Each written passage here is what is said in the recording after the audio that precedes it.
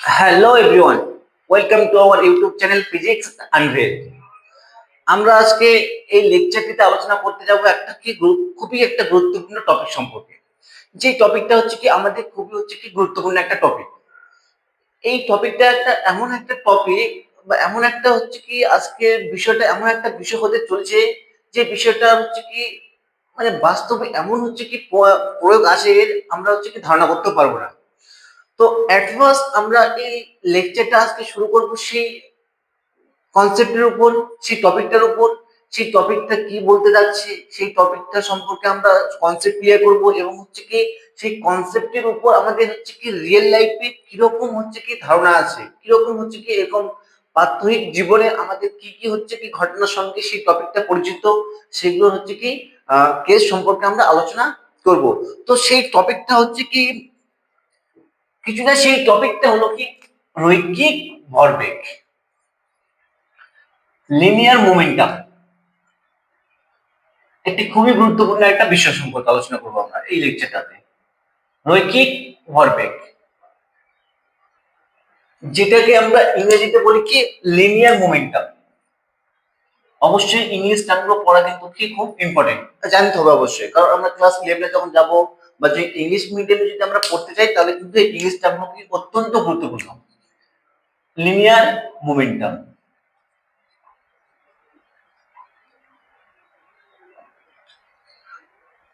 তো চলো সর্বপ্রথম আমরা এই হচ্ছে কি ভরবেগ, তো মোমেন্টাম হচ্ছে কি সম্পর্কে একটু হচ্ছে কি কি করি আইডিয়া নেই, ধারণা নেই যে হোয়াট ইজ দ্য মোমেন্টাম। ভরবেগটা কি আসলে, যে কোনো একটা বস্তুর ক্ষেত্রে ভরবেগ বলতে আমরা কি বুঝি? তো বস্তুর ভেলোসিটি সম্পর্কে আলোচনা করছি, বেগ সম্পর্কে আলোচনা করছি, এবার বেগের সঙ্গে এখন কি হলো বস্তুর ভর যুক্ত হয়ে গেল, তাই তো? তো এই ভরবেগ বলতে একটা বস্তু কি বোঝাতে যাচ্ছে সেই সম্পর্কে একটু আমরা ফিল করার চেষ্টা করি। তো হোয়াট ইজ দ্য মোমেন্টাম, ভরবেগ কি? তো চলো, তো আমি কি করছি যে আমি দুই ধরনের হচ্ছে কি বলকে নিয়ে এক্সপেরিমেন্টটা শুরু করছি, বোঝানোর চেষ্টা করছি। যে আমি প্রথমে একটা বল নিলাম, একটা প্লাস্টিকের বল নিলাম, যে একটা বল এ, এটা হলো কি আমার প্লাস্টিক বল,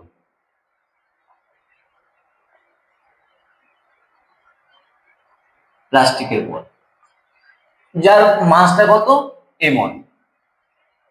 হুম, আমি আরেকটা বল নিলাম কি বি বল, এই বলটা হলো কি লোহার বল,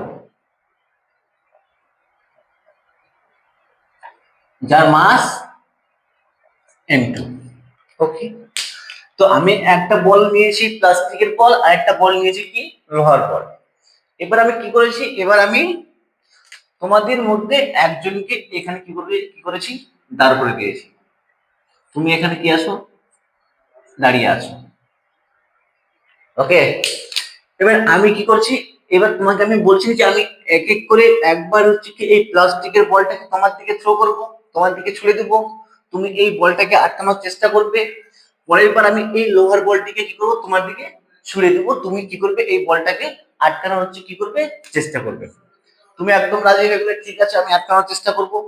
তো এট ফার্স্ট আমি কি করলাম, আমি প্রথমে এই প্লাস্টিকের হচ্ছে কি বলটাকে কি করলাম একটা ভেলোসিটি 10 মিটার পার সেকেন্ড বেগ নিয়ে কি করলাম তোমার দিকে ছুড়ে দিলাম। তো তুমি যখন এই বলটা যখন তোমার কাছে গেল তুমি কি করলে হাত দিয়ে এই বলটাকে কি করলে থামানোর চেষ্টা করলে, অর্থাৎ স্থির করার চেষ্টা করলে। তো যদি তুমি এই গতিশীল বলটাকে যদি কি করো থামানোর চেষ্টা করো তাহলে কি হবে, তোমার হাতের মধ্যে কি হবে একটা ব্যথার অনুভব সৃষ্টি হয়। তো অবশ্যই আমরা দেখেছি যে কোনো একটা বলকে যখন আমরা ধরি, যখন একটা গতিশীল বল এসে আমাদের হাতের মধ্যে পড়ে কিছু না কিছু আমাদের কি হয় ব্যথার অনুভব হয়। তো ঠিক তেমনি যখন তুমি এই প্লাস্টিকের বলটাকে যখন আমি 10 মিটার পার সেকেন্ড বেগ নিয়ে ছুঁড়েছিলাম তোমার দিকে, যখন তুমি এই প্লাস্টিকের বলটাকে কি করছো থামানোর চেষ্টা করছো, তাহলে তোমার হাত কি করছে এই বলটার উপর একটা বল প্রয়োগ করছে কিনা, করছে। তাহলে যদি বল প্রয়োগ করে তোমার হাতটা, তাহলে অবশ্যই আমরা নিউটনের থার্ড সূত্র কি বললাম যে for every action equal and opposite কি রিঅ্যাকশন। তাহলে তুমি যদি হাতটা দিয়ে একে যদি ফোর্স প্রয়োগ করো তাহলে উল্টা কি করবে বলটা তোমাকে কি করবে একটা প্রতিক্রিয়া বল দিবে, যার জন্য তোমার হাতের মধ্যে কি হয় একটা ব্যথা অনুভব হয়, পেইন অনুভব হয়, তাই কি না? তো এই ক্ষেত্রে তুমি একটা বল অনুভব করলে, ধরলাম যে এই প্লাস্টিকের বলটাকে তুমি থামানোর চেষ্টা করতে গিয়ে তুমি যে বলটা অনুভব করলে সেটা হলো কত, F1। ওকে, তো নেক্সট আমি কি করলাম, এবার আমি এই যে লোহার বলটা যার ভর কত M2, এই লোহার হচ্ছে কি বলটাকে আমি কি করলাম তোমার দিকে থ্রো করলাম। তাহলে যখন তুমি এই লোহার বলটাকে যখন থামানোর চেষ্টা করবে হাত দিয়ে, তখন হচ্ছে কি তোমাকে একটা বল ফোর্স প্রয়োগ করতে হবে সেই লোহার বলটার উপর। তো সেই লোহার বলটার উপর তুমি যে ফোর্সটা প্রয়োগ করলে সেটা হলো কত, F2। অবশ্যই কিন্তু এই F1 ফোর্সটা যে তুমি অ্যাপ্লাই করেছিলে প্লাস্টিকের বলটার উপর থামানোর জন্য, তুমি কিন্তু এই ইকুয়াল পরিমাণের ফোর্স কিন্তু তুমি আর এই লোহার বলের ক্ষেত্রে অ্যাপ্লাই করতে পারবে না। কারণ কি, কারণ আমি এখানে যে প্লাস্টিকের বলটা নিয়েছি আর লোহার বলটা নিয়েছি, দুটারই ভর কিন্তু সেম নয়। এখান থেকে আমরা অবশ্যই আমার জেনারেল একটা আইডিয়া আছে কি, অবশ্যই লোহার বলের যে ভরটা সেটা কি প্লাস্টিকের ভরের থেকে হচ্ছে কি হবে, অবভিয়াসলি কি হবে, বেশি হবে, তাই কি না? তাহলে এই বলটাকে আমি কি 10 মিটার পার সেকেন্ড বেগ নিয়ে থ্রো করেছিলাম। ওকে, কত, 10 মিটার পার সেকেন্ড বেগ নিয়ে কি করেছিলাম, থ্রো করেছিলাম। তাহলে দুইটা বলকে আমি কি করেছিলাম 10 মিটার পার সেকেন্ড অর্থাৎ ইকুয়াল বেগ দিয়ে কি করলাম তোমার দিকে থ্রো করলাম। কিন্তু যখন তুমি প্লাস্টিকের বলটাকে থামানোর চেষ্টা করলে তখন তুমি এফ বল প্রয়োগ করে থামানোর চেষ্টা করছো, F1 বল। আর যখন লোহার বলটাকে থামানোর চেষ্টা করছো তখন তুমি কি করছো, F2 বল প্রয়োগ করছো। তাহলে এক্ষেত্রে F1 বল আর F2 বলের হচ্ছে কি যে মানটা সেটা অবশ্যই ইকুয়াল হবে না, তাই কি না? যখন প্লাস্টিকের বলটা যখন তোমার হাতে গিয়ে স্পর্শ করবে, তুমি যখন থামানোর চেষ্টা করবে, তুমি যে ব্যথা অনুভব করবে তার থেকে যখন তুমি কি করবে এই লোহার বলটাকে যখন থামানোর চেষ্টা করবে, সেক্ষেত্রে তুমি কিন্তু পেইনটা কি করবে, বেশি অনুভব করবে, তাই কি না? ব্যথা তোমার কি হবে, বেশি অনুভব হবে। তার মানে তুমি কি করছো, এই হচ্ছে কি M2 ভর অর্থাৎ লোহার বলটাকে থামানোর জন্য বেশি ফোর্স অ্যাপ্লাই করছো। ওকে, তাহলে এখান থেকে আমি কি বলতে পারি যে একই ভেলোসিটিতে দুটি বস্তুকে যখন আমি থ্রো করলাম তখন যে থামানোর জন্য যে বলটা প্রয়োগ করতে হচ্ছে সেটা কার উপর ডিপেন্ড করছে, বলতে পারি ডাইরেক্টলি প্রপোর্শনাল টু মাস। তাহলে যে বস্তুর ভর যত বেশি তাকে থামানোর জন্য তোমাকে তত বেশি কি করতে হচ্ছে, ফোর্স অ্যাপ্লাই করতে হচ্ছে। তাহলে এটা হলো কি এক নাম্বার হচ্ছে কি কেস। বোঝা হলো কি, এক নাম্বার কেসের ক্ষেত্রে আমরা কি দেখলাম না, এই কেসের ক্ষেত্রে আমরা কি দেখলাম, তার প্রথমে আমি এই জিনিসটা থেকে আইডিয়া কি নিলাম যে এক নম্বর কেসটা থেকে এফ প্রপোর্শনাল টু কি এম। কোন একটা বস্তুর ভর যত বেশি হবে তাকে যদি আমি কি করি তোমার দিকে থ্রো করি, তুমি যদি তাকে থামানোর চেষ্টা করো তোমাকে কি করতে হবে, বেশি ফোর্স অ্যাপ্লাই করতে হবে। তো দ্বিতীয় কেসটা কি, এবার আমি দুটো বলে কিনলাম প্লাস্টিক বল, এটা হচ্ছে কি প্লাস্টিক বল, এটাও কি প্লাস্টিক বল, এর দুই নাম্বার কেস। এই বলটাও একটা প্লাস্টিক বল, বিটা হচ্ছে কি প্লাস্টিক বল। তাহলে দুটাই যদি প্লাস্টিক বল হয় সেম ম্যাটেরিয়াল, ঠিক আছে, কোনো নেই। এটার ভর যদি এম হয় এটার ভর কি এম। দুটাই বস্তু, দুটাই যে প্লাস্টিকের বল নিয়েছি দুটার ভর কিন্তু সমান। এবার আমি কি করলাম, প্রথম যে দুটা বল নিয়েছি তার মধ্যে এই বলটাকে আমি কি করলাম 20 মিটার পার সেকেন্ড বেগ নিয়ে কি করলাম, থ্রো করলাম। তাহলে যখন 20 মিটার পার সেকেন্ড বেগে থ্রো করা এই বলটাকে যখন তুমি কি করবে, আটকানোর চেষ্টা করবে হাত দিয়ে, তখন তোমাকে কি করতে হবে, নিশ্চয়ই আগের মতো ফোর্স অ্যাপ্লাই করতে হবে। তুমি যদি নাই ফোর্স অ্যাপ্লাই করো, হাত দিয়ে যদি নাই আটকানোর চেষ্টা করো, তাহলে এই যে বলটাকে আমি তোমার দিকে থ্রো করেছি তুমি আটকাতে পারবে কি, অবভিয়াসলি তুমি এটাকে আটকাতে পারবে না। তো অবভিয়াসলি যখন এই 20 মিটার পার সেকেন্ড বেগে থ্রো করা প্লাস্টিকের বলটাকে যখন তুমি আটকানোর চেষ্টা করছো বা থামানোর চেষ্টা করছো, তুমি এক্ষেত্রে কি করছো, এই বলটাকে কি করছো, একটা ফোর্স অ্যাপ্লাই করবে, সেটা কত, F1। কিছু একটা ফোর্স অ্যাপ্লাই করছে সেটা কত ধরলাম F1। এবার এই যে বি বলটাকে, প্লাস্টিকের বল, এটাকে আমি কি করলাম 40 মিটার পার সেকেন্ড বেগে থ্রো করলাম। তাহলে তুমি এখন চাইছো কি এই 40 মিটার পার সেকেন্ড বেগে আসা বলটাকে আমার দিকে আসছে বলটা, তুমি দাঁড়িয়ে আছো তোমার দিকে বলটা আসছে, তুমি এখন এই বলটাকে থামানোর চেষ্টা করবে। তাহলে যদি 20 মিটার পার সেকেন্ড বেগে আসা বলটাকে থামানোর জন্য তোমাকে যদি F1 বল প্রয়োগ করতে হয়, তাহলে 40 মিটার পার সেকেন্ড বেগে যে বলটা তোমার দিকে আসবে সেটাকে কিন্তু তুমি এই F1 বল অ্যাপ্লাই করে কি থামাতে পারবে কি, না, তুমি থামাতে পারবে না। কারণ তুমি দেখছো এই 40 মিটার পার সেকেন্ড বেগে আসা বলটিকে থামানোর জন্য আমাকে অবভিয়াসলি F1 বল প্রয়োগ করতে হচ্ছে। তাহলে যদি তার থেকে বেশি যদি স্পিডে কোনো একটা বল যদি আমার দিকে আসে, তাকে যদি আমি থামানোর চেষ্টা করি অবভিয়াসলি কি করতে হবে, আমাকে F1 এর থেকে বেশি বল প্রয়োগ করতে হবে। তাহলে এই বি বস্তুটাকে যদি আমি বি বলটাকে যদি আমি থামানোর চেষ্টা করি প্লাস্টিকের বলটাকে, তাহলে এখানে আমাকে যে এর উপর যে বল প্রয়োগ করতে হচ্ছে সেটা কত, F2। তাহলে অবভিয়াসলি এই F1 এর থেকে এই F2 অর্থাৎ প্রথম প্লাস্টিকের বলটার ক্ষেত্রে প্রযুক্ত বল আর দ্বিতীয় প্লাস্টিকের উপর যে প্রযুক্ত বলটা দুটাই কিন্তু ইকুয়াল হবে না। অবভিয়াসলি এটা কি হবে, বেশি হবে, কারণ একে যদি থামানোর চেষ্টা করতে হয় এর উপর বলটা আমাকে কি করতে হবে, বেশি প্রয়োগ করতে হবে। তাহলে কি দেখতে পাচ্ছি যে এখানে বস্তুর ভর কিন্তু কি আছে, সেম আছে, কিন্তু ভেলোসিটি ডিফারেন্সের জন্য, ভেলোসিটি হচ্ছে কি পরিবর্তন, ভেলোসিটি আলাদা হওয়ার জন্য আমাকে কি করতে হচ্ছে, নাকি বলটাকে থামানোর জন্য কি আমাকে ফোর্স কি করতে হচ্ছে, অ্যাপ্লাই বেশি বেশি, যদি ভেলোসিটি নিয়ে আমার দিকে আসি তাহলে বেশি ফোর্স অ্যাপ্লাই করে তাকে থামানোর চেষ্টা করতে হচ্ছে, আর যদি কম ভেলোসিটি নিয়ে আসে তাহলে কি কম ফোর্স অ্যাপ্লাই করে আমি তাকে থামানোর চেষ্টা করছি। তাহলে এখান থেকে বা এই কনক্লুশন থেকে আমি কি বলতে পারি যে এফ ডাইরেক্টলি প্রপোর্শনাল টু কি ভি, তাই কি না?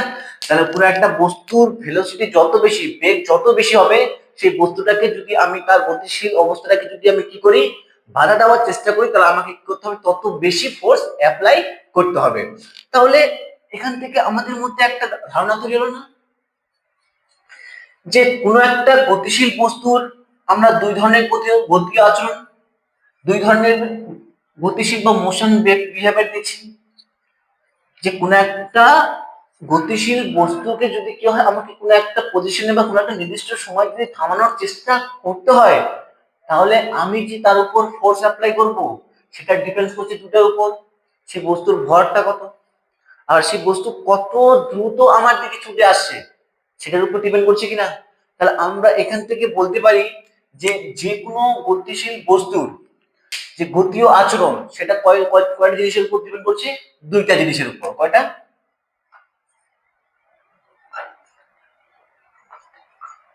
দুইটা জিনিসের উপর। একটা হলো কি সে বস্তুর ভর, আর হচ্ছে কি বস্তুর বেগ।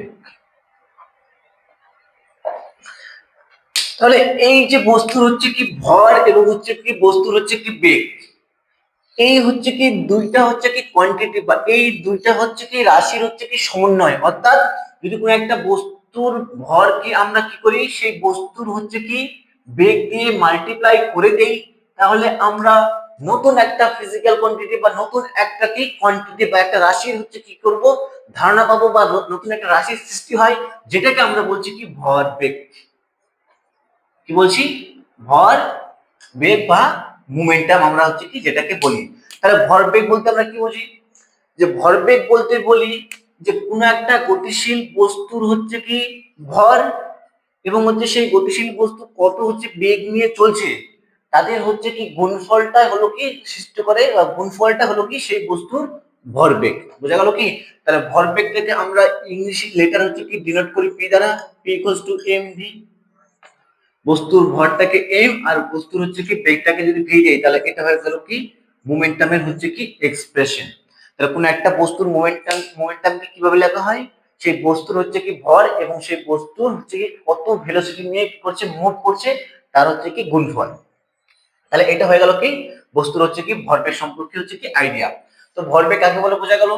তো এখন দেখো এই যে বস্তুর হচ্ছে কি ভরবেগটা আমরা পেলাম, যে বস্তুর ভরবেগ পি, পি সমান সমান কি এম ইন্টু ভি। তো এখন হচ্ছে কি কোশ্চেনটা হলো যে এই যে বস্তুর ভর, এটা একটা কি স্কেলার কোয়ান্টিটি, একটা স্কেলার রাশি, আর এই যে ভেলোসিটি বেগ, বেগ একটা কি ভেক্টর রাশি।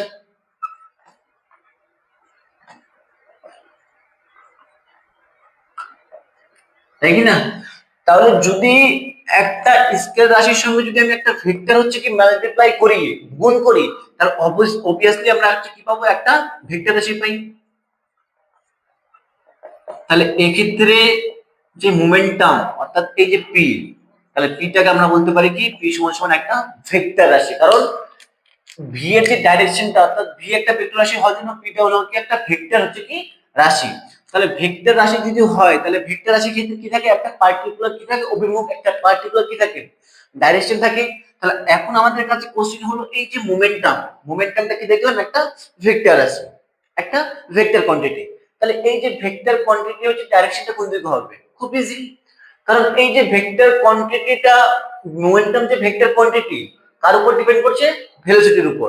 তাহলে যদি কোনো একটা বস্তু যদি আমি ভেলোসিটি অর্থাৎ বেগের যদি ডাইরেকশনটাকে যদি ফাইন্ড আউট করে নিই, যদি খুঁজে পেতে পারি, তাহলে আমি সেই বস্তুর ভরবেগ অর্থাৎ মোমেন্টামের কিন্তু ডাইরেকশন বলে দিতে পারবো। তাহলে direction of momentum along the velocity, along দি গতিবেগ। ওকে, তো এটা হলো কি ভরবেগের হচ্ছে কি ডাইরেকশন এবং হচ্ছে কি ভরবেগ যে একটা ভেক্টর রাশি। তো এখন আমরা হচ্ছে কি কিছু বেসিক আলোচনা করে নিই যে এই যে ভরবেগ, এই ভরবেগের হচ্ছে কি এসআই ইউনিট কি এবং সিজিএস ইউনিট কি। তো সর্বপ্রথম আমরা আলোচনা করি কি এসআই ইউনিট সম্পর্কে। তো এসআই ইউনিট যদি দেখি তাহলে এসআই ইউনিটের ক্ষেত্রে কি আসবে, মাস, বস্তুর ভর, যার এসআই ইউনিট কি দেখেছিলাম আমরা কেজি অর্থাৎ কিলোগ্রাম, ইনটু কি ভেলোসিটি অর্থাৎ বেগ, বেগ অর্থাৎ মিটার পার কি সেকেন্ড। তাহলে এসআই ইউনিটটা হলো কি KG into metre per second. যদি সিজিএস ইউনিট আলোচনা করি তো সিজিএস ইউনিট কি হবে, কেজির জায়গায় কি হবে গ্রাম, মিটার জায়গা হবে সেন্টিমিটার, আর সেকেন্ডের জায়গা তো কি থাকবে সেকেন্ডে থাকবে, তাই কি না। তাহলে এসআই ইউনিট হচ্ছে কি ভরবেগের এসআই ইউনিট হলো KG into metre per second, আর সিজিএস ইউনিট হলো gram into centimetre per second. এবার যদি বলে মাত্রা,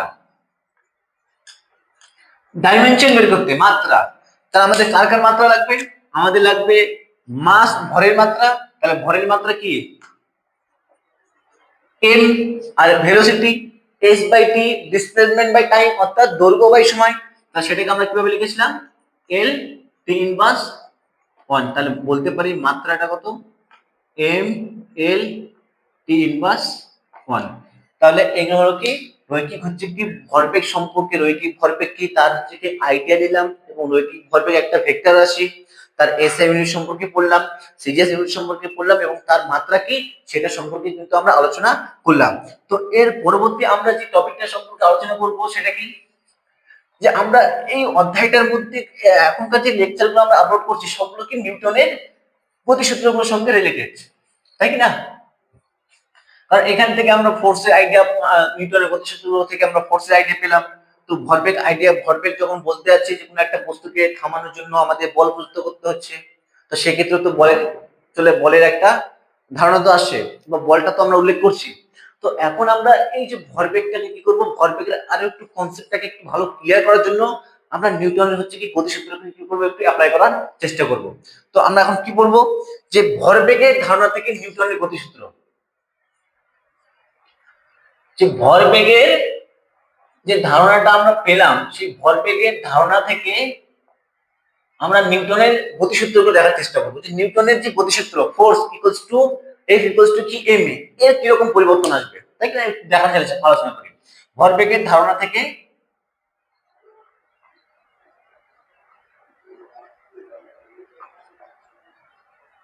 নিউটনের গতিসূত্র।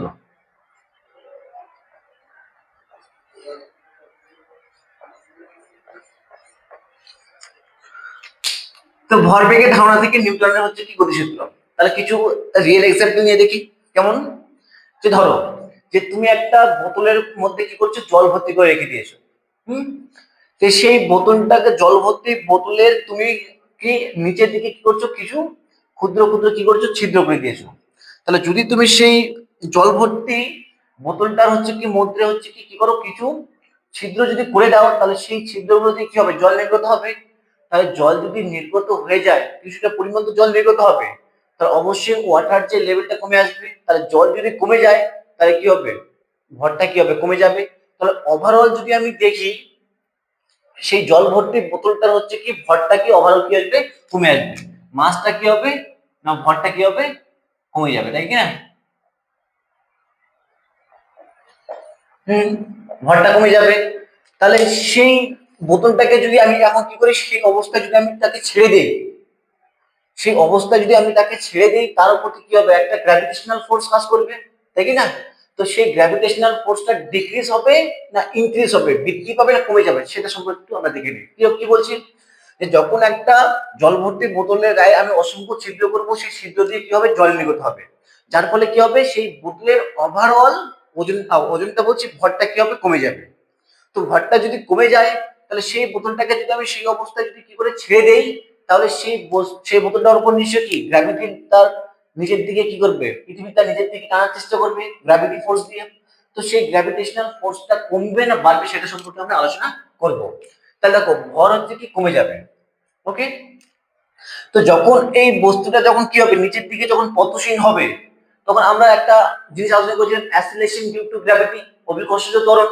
তাহলে একটা অভিকর্ষের পতনে যদি কোনো একটা বস্তু অভিকর্ষের অধীনে যদি পতনশীল হয়, তাহলে সেক্ষেত্রে তার অ্যাসিলেশন অর্থাৎ ত্বরণটা আমরা কি রেখেছিলাম, অলওয়েজ কি থাকে, ধ্রুবক থাকে না, কনস্ট্যান্ট থাকে কিনা, কনস্ট্যান্ট, অলওয়েজ কি থাকে, কনস্ট্যান্ট থাকে। তাহলে আমরা অ্যাকর্ডিং টু নিউটনের হচ্ছে কি দ্বিতীয় গতিসূত্রে কি বলি, F ইকুয়ালস টু ma। তাহলে F ইকুয়ালস টু ma থেকে যদি আমি দেখি, তো কি হবে, এখানে যে বস্তুর যে হচ্ছে ত্বরণটা, অ্যাসিলেশনটা কি আছে, ধ্রুবক। তাহলে যদি কনস্ট্যান্ট থাকে, তাহলে ডাইরেক্ট বলতে পারি F হচ্ছে কি প্রপোর্শনাল টু কি m। তাহলে এই ক্ষেত্রে যে বোতলটা যখন আমি ছিদ্র করেছিলাম, জল পড়ে যাচ্ছিল, যার ফলে কি হচ্ছিল, বস্তুর ভর কি হচ্ছিল, কমে যাচ্ছিল। তাহলে বস্তুর ভর যদি কমে যায়, তাহলে ফোর্স কি হবে, ওই বলের ওই যে বোতলটা আছে, সেই বোতলের উপর প্রযুক্ত বলের পরিমাণটা কি হবে, ক্রমশ কমতে থাকবে। তাহলে কি হবে, বলটা কি হবে, ক্রমশ কমতে থাকবে, ওকে। তো এটা গেল। বা আরো কিছু আমরা উদাহরণ দেখেছি, যে ধরে নাও যে একটা ট্রাক, সেই ট্রাকে কি আছে, ট্রাক ভর্তি বালি আছে।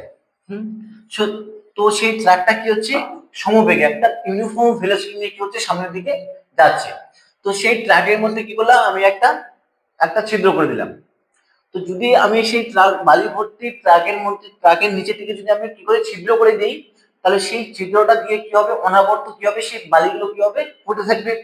তাহলে বালি যদি পড়তে থাকে, তাহলে কি হবে, ওভারঅল যদি আমি সেই ট্রাকটা যদি মাসের বা ভরের কথা যদি বলি, তাহলে কি হবে, ধীরে ধীরে কি হবে, কমতে থাকবে কিনা, কমতে থাকবে, অবশ্যই যদি কমতে থাকবে।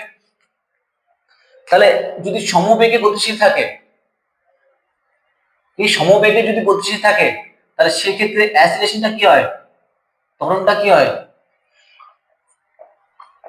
শূন্য হয়ে যায়, তাই কি না। তাহলে শূন্য যদি হয়ে যায়, তাহলে সেই বস্তুর উপর ত্বরণ কত, শূন্য। তাহলে তাহলে অর্থাৎ বলে দিতে পারি যে সেই বস্তুর উপর বাইরে থেকে কোনো বল প্রযুক্ত হচ্ছে না, বা সেই ট্রাক ভর্তি বালির উপর তো কোনো বাইরে থেকে বল প্রযুক্ত হচ্ছে না, কোনো বল প্রয়োগ করা হয়নি। তাহলে সেক্ষেত্রে আমরা দেখি যে আমরা যদি কোনো একটা বস্তু যদি বেগ যদি আমরা বৃদ্ধি করতে চাই, তাহলে কি করতে হবে, আমাদের বাইরে থেকে কি করতে হবে, বল প্রয়োগ করতে হবে, তাই কি না। তো এখন এই যে ট্র্যাকটা আমি দেখলাম যে সমবেগে গতিশীল হচ্ছিল, তাহলে সেক্ষেত্রে আমি কি করলাম, ওর নিচের দিকে কি করলাম, একটা ছোট একটা ছিদ্র করে দিলাম, যার ফলে সেখান থেকে কি অনাবর্ত কি হচ্ছিল, বালি নিচের দিকে পড়ছিল। তো ফলে কি হলো, পুরো ওভারঅল ট্র্যাকটার কি হলো, ভরটা কিন্তু কমে গেল। তাই দেখলাম যে সমবেগে যেহেতু গতিশীল, তার ত্বরণ শূন্য, ত্বরণটা শূন্য, ত্বরণ যদি শূন্য হয়, তাহলে F ইকুয়ালস টু কি ma। তাহলে ফোর্স কি হয়ে যাবে, জিরো হয়ে যাবে, অর্থাৎ ফোর্স জিরো, মানে বাইরে থেকে কোনো বল কিন্তু প্রযুক্ত আর হবে না, ওকে। তো এখন কি, এর মোমেন্টাম সমান সমান আমরা কি জানি, মাস ইনটু কি, ভেলোসিটি। তাহলে যদি বাইরে থেকে বল প্রযুক্ত যদি না হয়, তাহলে কি থাকবে, মোমেন্টাম অর্থাৎ ভরবেগ সর্বদা কি থাকবে, ইকুয়াল থাকবে, সর্বদা কি থাকবে, সমান থাকবে, ঠিক আছে। এটা আমরা পড়বো, একটু পরে পড়বো ভরবেগের সংরক্ষণ সূত্র, কনজারভেশন অফ মোমেন্টাম পড়বো, তখন থেকে আমরা এটা কিন্তু বুঝে যাবো, ঠিক আছে। তাহলে এটা যদি কনস্ট্যান্ট থাকে, তাহলে কি হচ্ছে, যে বালিটা অনবরত নির্গত হওয়ার ফলে বস্তুর মাস কি হচ্ছে, ডিক্রিজ হচ্ছে, কমে যাচ্ছে। তাহলে যদি কমে যায়, ঠিক আছে, তাহলে এর সঙ্গে কি কি গুণ আছে, ভেলোসিটিটা কি আছে, আমার গুণ অবস্থা আছে। তাহলে এটা যদি কমে যায়, আর আমাকে ওভারঅল যদি ভ্যালুটাকে কি করতে হয়, ধ্রুবক রাখতে হয়, কনস্ট্যান্ট যদি রাখতে হয়, তাহলে এই যে ভেলোসিটিটা কি করতে হবে, ভেলোসিটি কি করতে হবে, বৃদ্ধি করতে হবে। ওই জন্য কি হয়, যে কোনো একটা বালি ভর্তি ট্রাক থেকে যখন কি হয়, বালি ধীরে ধীরে কি করে পড়তে থাকে, তো সেই ট্রাকের ভেলোসিটি কি ধীরে ধীরে বৃদ্ধি পেতে থাকে, সেটা আমরা কি ভরবেগ থেকে বলে দিতে পারলাম, ওকে, বোঝা গেল। তো এবার আমাদের কাছে আরো একটা খুবই কি গুরুত্বপূর্ণ, একদম আমরা আমরা সবসময় এটা কি আলোচনা করে থাকি, অবশ্যই যে কোনো, যে নিউটনের তৃতীয় গতিসূত্র যখন দেখেছিলাম তখন আলোচনা করেছি। এবার ভরবেগের হচ্ছে কি, ভরবেগের আলোচনা করতে গেলেও কিন্তু আমাদের এই উদাহরণটা দিতে হয়, কি, যে মহাকাশে আমরা যে সমস্ত রকেট গুলো পাঠাচ্ছি, জেট প্লেন বা রকেট। তো সেই ক্ষেত্রে কিন্তু ভরবেগের কিরকম কি ভূমিকা আছে সেটা একটু আমরা আলোচনা করি, দেখি কি বলছে। তো সাপোজ তুমি একটা রকেট কল্পনা করো, যে এটা একটা রকেট, ওকে, এটা একটা রকেট। তো রকেটে এটা হলো যে একটা কি কম্বাসন হচ্ছে কি চেম্বার, এটা একটা দহন প্রকোষ্ঠ।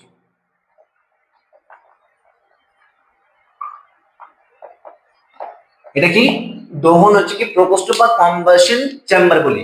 অর্থাৎ এখানে কি থাকে, জ্বালানি থাকে, ফুয়েল থাকে, সেটা কঠিন থাক আর তরল থাক। তাহলে কি হয়, এই যে দহন প্রকোষ্ঠ আছে এর মধ্যে কি থাকে, জ্বালানি থাকে। তো যখন রকেটটাকে আমরা হচ্ছে কি করি, উপর দিকে হচ্ছে কি ছোঁয়ার চেষ্টা করি, তাহলে কি হয়, এখানে যে জ্বালানিগুলো আছে সেগুলো কি হয়, দহন হয়। তাই দহনের ফলে কি হয়, এখানে উচ্চ চাপে কি হয়, গ্যাস সৃষ্টি হয়। আর সেই উচ্চ চাপে গ্যাসগুলো যে সৃষ্টি হলো সেগুলো কি করে, এই যে কম্বাসন চেম্বার থেকে একটা কি করে, একটা নলের মাধ্যমে কি হয়, এইভাবে কি হয়, বেরিয়ে আসে।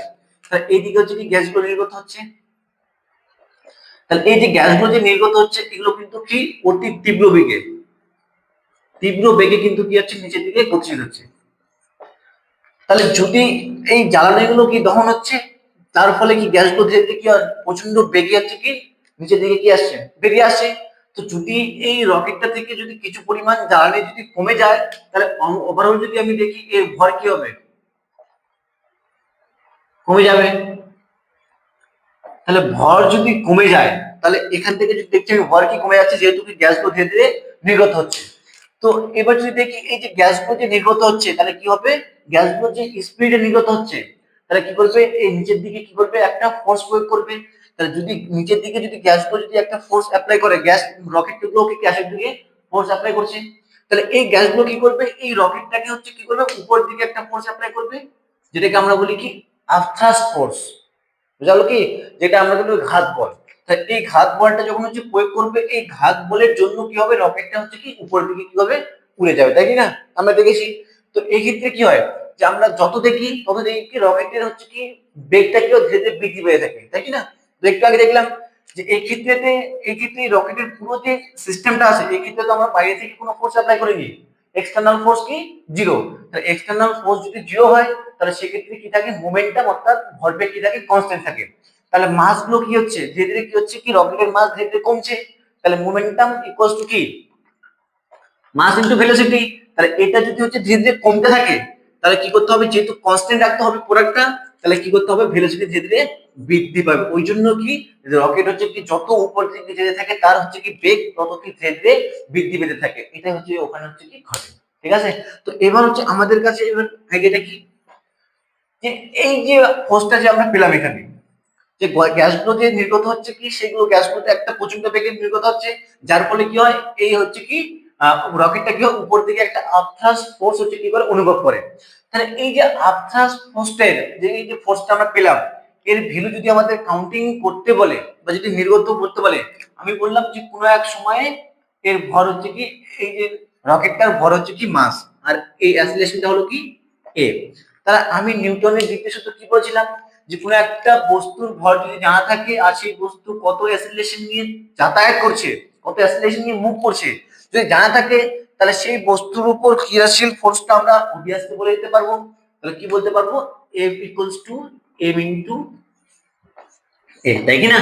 তো এই যে বস্তুর উপর, এই যে রকেটটার উপর এই যে ফোর্সটা অ্যাপ্লাই হচ্ছে আপথ্রাস্ট ফোর্স, সেটা ভ্যালু কত, F ইকুয়ালস টু m।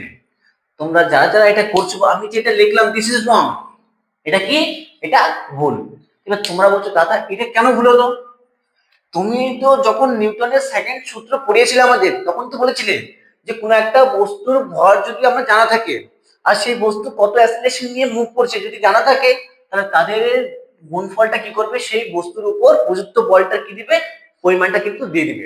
তো এই ক্ষেত্রে আমরা বস্তুর রকেটের ভর জানি, রকেট এই অ্যাসিলেশনের উপর দিয়ে যাচ্ছে, তাহলে এই ক্ষেত্রে এটা আমরা অ্যাপ্লাই করতে পারবো না কেন, কারণ শুনে নাও ভালো করে। কারণ আমরা যখন নিউটনের হচ্ছে কি দ্বিতীয় গতিসূত্রে F ইকুয়ালস টু m এ লিখেছিলাম, ওখানে একটা কন্ডিশন ছিল, আমরা এই যে মাসটা লিখেছিলাম, এই মাসটা ছিল কি স্থির ভর, একটা ধ্রুবক ভর, একটা কনস্ট্যান্ট মাস, কি স্থির ছিল, কনস্ট্যান্ট মাস। তাহলে যদি কনস্ট্যান্ট মাসটা যদি কি থাকে, ওভারঅল টাইমের সঙ্গে যদি না চেঞ্জ হয়, তাহলে আমরা এপি ইকুয়ালস টু এম লিখতে পারি। কিন্তু এই রকেটের ক্ষেত্রে তো যদি দেখি আমরা গ্যাস যেহেতু নির্গত হতে আছে, মানে প্রতি সেকেন্ডে যদি দেখি আমি এই রকেটের হচ্ছে কি যে ভরটা ধীরে কি আছে কমতে আছে, তাহলে এখানে ভরটা কি হচ্ছে সময়ের সঙ্গে সঙ্গে পরিবর্তনশীল হচ্ছে। কিন্তু AP equals to M A নিউটনের দ্বিতীয় গতিসূত্রে আমরা যে ভরটা নেই সেটা হলো কি অপরিবর্তনশীল ভর বা স্থির ভর নিয়ে আলোচনা করি। তো সেই জন্য আমরা কিন্তু এখানে হচ্ছে কি নিউটনের দ্বিতীয় সূত্র কিন্তু অ্যাপ্লাই করতে পারবো না, AP equals to M A কিন্তু লিখতে সরাসরি পারবো না, এটা যেন মাথায় হচ্ছে কি থাকে। ঠিক আছে, তো এটা অবশ্যই এটা ক্লিয়ার করার জন্য আমি তোমাদের হচ্ছে কি এই উদাহরণটা হচ্ছে কি নিয়েছিলাম। ওকে, যে আমরা নিউটনের যে দ্বিতীয় গতিসূত্র বলি F equals to M A, ওখানে যে আমরা এমটা আলোচনা করি যে ভরটা, সেই ভরটা কি স্থির ভর অর্থাৎ অপরিবর্তনশীল ভর, যদি সময়ের সঙ্গে চেঞ্জ না হয় তাহলে সেটা আমরা কিন্তু অ্যাপ্লাই করতে পারি। ওকে, তো গেল এটা। তো ভরবেগ সম্পর্কে আমাদের আইডিয়া নেওয়া হলো। তো এখন আমি এই যে ভরবেগের ধারণা, এই ভরবেগের ধারণা থেকে নিউটনের হচ্ছে কি গতিসূত্র, তৃতীয় গতিসূত্র, কি ভরবেগের ধারণা থেকে নিউটনের গতিসূত্র এফ ইকুয়ালস টু এম এর হচ্ছে কি প্রতিষ্ঠা করব, এটাকে হচ্ছে প্রমাণ করার চেষ্টা করব যে নিউটন তার দ্বিতীয় গতিসূত্রে বলেছিল F equals to M A, এটাকে আমি কি করব প্রমাণ করার চেষ্টা করব কনসেপ্টটা ভরবেগের হচ্ছে কি কনসেপ্ট অ্যাপ্লাই করে কি করব আমি এটাকে প্রমাণ করার চেষ্টা করব। তো চল দেখি, এটা কিন্তু ইম্পর্টেন্ট এক্সামের জন্য, কি এক্সামের বা যেগুলো এক্সামিনার আছে যারা কোশ্চেন করবে তাদের হচ্ছে কি পয়েন্ট অফ ভিউ থেকে কিন্তু এই টপিকটা কি খুবই ইম্পর্টেন্ট। বলবে যে ভরবেগের পরিবর্তন বা ভরবেগের ধারণা থেকে তুমি নিউটনের দ্বিতীয় গতিসূত্র F equals to M A সমীকরণটি প্রতিষ্ঠা করো। তো খুবই ইজি, একবার দেখে নাও, তোমরা নিজেরাই করে দিতে পারবে। তো এট ফার্স্ট আমি কি করলাম, এট ফার্স্ট আমি একটা এম ভরে একটা বস্তুকে কি করলাম ইমাজিন করে নিলাম, একটা বস্তু এম ভরে একটা বস্তু। তো ইনিশিয়ালি এই বস্তুটা দেখলাম যে ইউ বেগ নিয়ে কি করবে, যাত্রাটা কি করবে জাস্ট স্টার্ট করবে। তো এই বস্তুটা একটা পয়েন্টে ছিল, তো আমি কি করলাম এই বস্তুটা তো ইউ ভেলোসিটি নিয়ে অন্তিম বলছি সরি ইনিশিয়াল ভেলোসিটি অর্থাৎ প্রাথমিক বেগ ইউ নিয়ে কি করবে যাত্রাটা স্টার্ট করছে। তো আমি কি করলাম এই বস্তুর হচ্ছে কি ভেলোসিটিটাকে ইনক্রিজ করার জন্য আমি কি করলাম একে এই এমভরের বস্তুটাকে একটা কি করলাম তার ভেলোসিটির ডাইরেকশনের দিকে কি করলাম ফোর্স অ্যাপ্লাই করলাম। তাহলে এই ফোর্সটা অ্যাপ্লাই করার জন্য আমি টি সময় পরে যখন এই বস্তুটাকে দেখলাম যে এই বস্তুর ভেলোসিটি চেঞ্জ হয়ে কত হয়ে গেছে, বস্তুর ভেলোসিটি চেঞ্জ হয়ে গেছে কত ভি, কত সময় পর টি সময় পর। তাহলে এখান থেকে আমি কি বলতে পারি যে অবভিয়াসলি এই যে বল প্রযুক্ত হয়েছে, তাহলে বল প্রযুক্ত হওয়ার জন্য কি হচ্ছে বস্তুর বেগের হচ্ছে কি পরিবর্তন হয়েছে। তাহলে এখানে ইউটা কি ইউ সমান সমান হলো কি প্রাথমিক বেগ, আর ভিটা হলো কি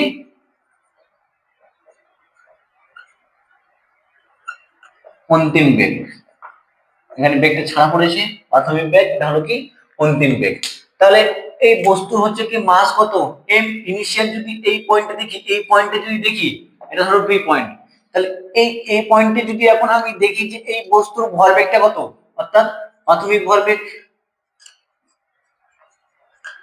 প্রাথমিক ভরবেগ কত, সেই বস্তুর মাস ইনটু কি ভেলোসিটি এম ইনটু কি ইউ। এবং বি পয়েন্টে যদি দেখি টি সময় পরে কি, অর্থাৎ এই বি পয়েন্টে হচ্ছে বস্তু যদি ভরবেগ আমরা দেখি তাহলে সেটা কি হয়ে যাবে অন্তিম ভরবেগ।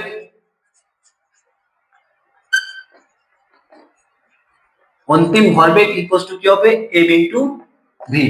তাহলে এই টি সময়ের মধ্যে এই এ থেকে বি যে যাত্রাটা করলো, এখান থেকে যে এখানে জার্নিটা করলো, এই টি সময়ের মধ্যে এই বস্তুর হচ্ছে কি ভরবেগের হচ্ছে কি পরিবর্তনটা কত সেটা আমরা যদি দেখি, তাহলে অতএব কি বলতে পারি, অতএব টি সময়ে বস্তুটির ভরবেগের পরিবর্তন কি হবে, ভরবেগের পরিবর্তন সমান সমান কি আমরা জানি অন্তিম ভরবেগ মাইনাস কি হবে প্রাথমিক ভরবেগ। তাহলে অন্তিম ভরবেগটা কত এমভি মাইনাস কত হবে এম হচ্ছে কি ইউ। এটা হলো কি টি সময়ে বস্তুটির ভরবেগের পরিবর্তন। তাহলে আমি যদি একক সময়ে অর্থাৎ ইউনিট হচ্ছে কি টাইম, ইউনিট হচ্ছে সেকেন্ডে, একক সেকেন্ডে যদি আমি এই বস্তুটার ভরবেগের পরিবর্তন দেখি তাহলে কি আসবে M V minus M U by নিচে কি আসবে টি চলে আসবে, তাই কি না। তো উপরে আমি এই জায়গাটা একটু মিশিয়ে দিই, তাহলে একক সময় কোন একটা বস্তুর ভরবেগের পরিবর্তন কত চলে আসলো, যে ভরবেগের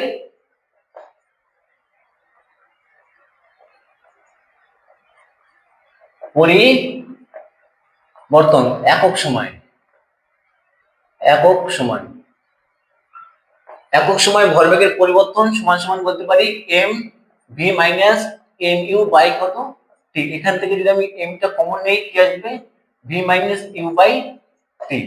তাহলে একক সময় হচ্ছে কি ভরবেগের হচ্ছে কি পরিবর্তন, তাহলে একক সময়ে ভরবেগের পরিবর্তন এটাকে আমি বলতে পারি না ভরবেগের পরিবর্তনের হার, ভরবেগের পরিবর্তনের her with respect to time, পারি কিনা বলো। তাহলে ভরবেগের পরিবর্তনের হার সমান সমান কি m into v minus u by t।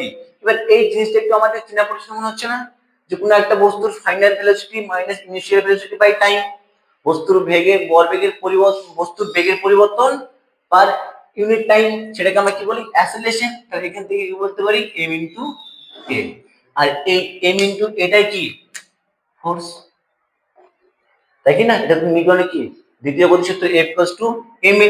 তাহলে আমরা এই F ইকুয়ালস টু ma আবার কি ভরবেগের পরিবর্তনের হচ্ছে কি হার, তাহলে কি বলতে পারি যে F equals to m into a, অর্থাৎ বস্তুর ভর এবং অ্যাসেলেরেশন, তারপরে কি বলতে পারি কোন একটা বস্তুর উপর প্রযুক্ত বল ভরবেগের হচ্ছে কি পরিবর্তনের হারটাকে কি করে রিপ্রেজেন্ট হচ্ছে কি করে। এই যে কনসেপ্টটা আমরা অ্যাপ্লাই করে হচ্ছে কি কোন একটা রকেটের ক্ষেত্রে কি কোন একটা পয়েন্টে তার ভেলোসিটি কত সেটা কিন্তু আমরা অবশ্যই বের করে নিতে পারি। এটা গেল হচ্ছে কি ভরবেগের হচ্ছে কি কনসেপ্ট থেকে বা ধারণা থেকে আমরা কি করলাম নিউটনের দ্বিতীয় গতিসূত্র F ইকুয়ালস টু ma এটা কি করলাম প্রমাণ হচ্ছে কি করলাম।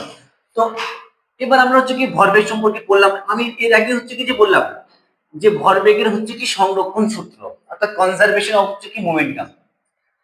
তো what is the conservation of momentum, এই কনজারভেশন অফ মোমেন্টামটা কি এটা সম্পর্কে একটু আলোচনা করে নিই। এটা হচ্ছে কি আমাদের এই যে টপিকটা আজকে আমি আলোচনা করব, অর্থাৎ ভিডিওটা খুব একটু শর্ট করার চেষ্টা করছি, আগের ভিডিওগুলো অনেক লং হয়ে গেছে। তো আজকের এই টপিকটা হচ্ছে কি এই লেকচার হচ্ছে কি শেষ টপিক কি যে ভরবেগের হচ্ছে কি সংরক্ষণ সূত্র,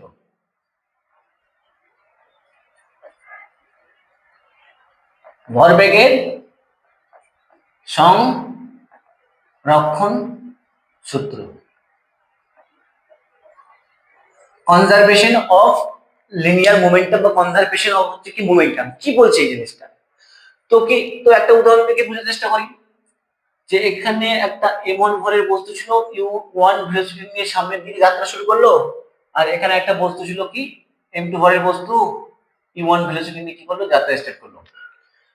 তো কিছু সময় পর দেখলাম যে এই এখানে কি দেখলাম যে এই u1টা কি u2 থেকে বেশি, এটা u2, যে u1 যে অর্থাৎ m1 ভরের যে বস্তুর যে ভেলোসিটি m2 ভরের বস্তুর ভেলোসিটি থেকে কি বেশি। তাহলে একটা সময় আসবে এই m1 ভরের বস্তুটা কি হবে এই m2 ভরের বস্তুর সঙ্গে কি করবে কলিশন করবে, ধাক্কা লাগবে, তাই কি না। তো ধরলাম এই পয়েন্ট ধরলাম এখানে m1 ভরের বস্তু এটা হলো কি m2 ভরের বস্তু কি করছে জাস্ট কলিশন করছে